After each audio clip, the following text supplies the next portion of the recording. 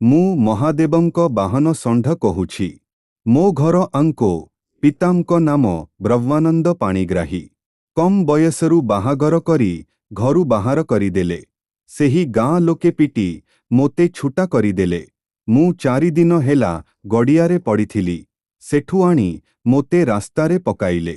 ମୋ ବାପ ବ୍ରହ୍ମାନନ୍ଦ ମୋତେ ଦେଖିବାକୁ ଆସିଲା ନାହିଁ। ସମ୍ବିଧାନରେ ମୋ କଥା ବର୍ଣ୍ଣନା କରାଯାଇଛି ଓ ଟଙ୍କା ମଧ୍ୟ ଅଛି।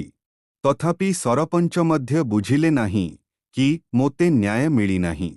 ମୋ ପ୍ରଭୁ ପଥର ନିର୍ମିତ ତଥାପି ତାଙ୍କ ପାଇଁ ନାଗରା ପଡ଼ୁଛି ବିଚାର ହେଉଛି କିନ୍ତୁ ମୁଁ ଜୀବନ୍ତ ମୋ ପାଇଁ ବିଚାର ନାହିଁ। ଏଣୁ ମୋ ପ୍ରଶ୍ନ ମୋ କଥା ବୁଝିବ କିଏ? ବ୍ରହ୍ମାନନ୍ଦ ପାଣିଗ୍ରାହୀ।